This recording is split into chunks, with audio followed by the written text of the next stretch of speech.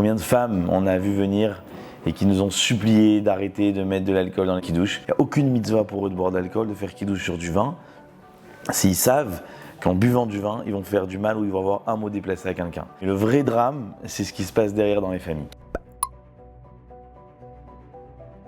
En France, la culture de l'alcool est très forte. 10% des Français boivent quotidiennement près de 3 verres par jour.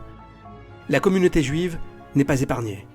Il y a des dégâts qui sont des dégâts directs, parce que ça peut créer des bagarres, ça peut créer de la violence, ça peut créer des crises. Le vrai drame, c'est ce qui se passe derrière dans les familles. Un homme qui rentre à la maison, ou parce qu'il est épuisé, ou parce qu'il s'énerve, ou parce qu'il lève le ton, il faut qu'il comprenne qu'il sera responsable des générations à venir où ils vont transgresser le Shabbat. Ce qui est important, c'est que nos enfants, ils aient un bon goût du Shabbat. L'impact de l'exemple est considérable. Les jeunes de 18-24 ans boivent moins régulièrement, mais en plus grande quantité. Avec le temps et le phénomène d'accoutumance, ils auront des grandes tendances à l'alcoolisme. Je pense qu'il y a 2 catégories de gens. Il y a des gens qui doivent savoir aujourd'hui ne pas toucher à l'alcool. Et pour ceux qui ne sont pas capables de le faire, il faut qu'ils soient conscients que s'ils ont une réaction difficile à l'alcool, pour eux, c'est une avéra de boire. Il n'y a aucune mitzvah pour eux de boire de l'alcool, de faire kidouche sur du vin, s'ils savent qu'en buvant du vin, ils vont faire du mal ou ils vont avoir un mot déplacé à quelqu'un. Et toutes ces mitzvot, elles n'en valent pas la peine si une personne elle a été vexée. Alors je ne parle même pas de choses beaucoup plus graves. Kidouche signifie sanctification. Il ne peut qu'être synonyme d'élévation spirituelle. S'il commence par un verre de vin partagé entre les convives en excès, l'alcool devient automatiquement un détournement de l'esprit du kidouche. Mais comment l'alcoolisation des kidouches a-t-elle dérapé ? Aujourd'hui, la nourriture elle a une place qui prend des proportions qui sont peut-être des fois un peu démesurées et on assiste à des kidouches l'un plus beau que l'autre. Pour beaucoup de fidèles, un kidouche où on les a éclatés comme on dit, avec un maximum de choses, avec de l'alcool, avec des bouteilles de bourra, des meilleurs whisky, etc. Et ben, ce sera quelqu'un qui sera référé comme quelqu'un de généreux.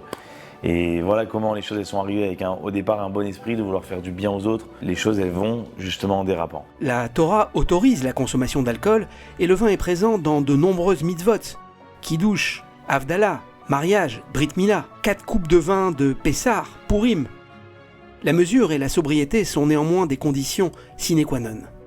Moi-même, je ne suis pas un rabbin qui ne touche pas à l'alcool, puisque j'apprécie énormément les bons vins et même les bons whiskies. Mais moi-même, je sais très bien que l'alcool, malheureusement, il a cette force de nous dire et de nous envoyer dans notre corps des appels en nous disant « T'as bu un verre, la semaine prochaine, bois un peu plus ». Il faut savoir se limiter, c'est ce qu'il y a de plus difficile. Un rabbin qui a du mal à être autoritaire sur une limite d'alcool, il aura du mal à être autoritaire sur plein d'autres choses. Il ne faut pas avoir peur de tenir nous-mêmes les bouteilles d'alcool, il ne faut pas avoir peur de limiter les gens. Il ne faut pas avoir peur. On doit savoir clairement qu'il y a des gens à qui ça fait du mal et ça détruit des familles. Bien que les Kohanim doivent bénir le peuple dans un état de joie, ça leur est interdit lorsqu'ils ont bu un verre de vin, et a fortiori lorsqu'ils sont en état d'ébriété. Lorsqu'une personne a un mauvais rapport à l'alcool, elle remplacera le vin par du jus de raisin pour le kidouche. Alors quelle solution adopter par les dirigeants communautaires ?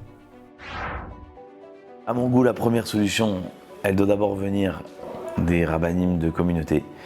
Ils doivent être conscients du mal que peut entraîner l'alcool.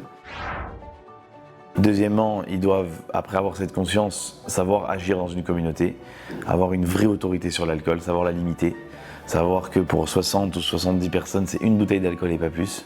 Annuler un kidouche s'il faut.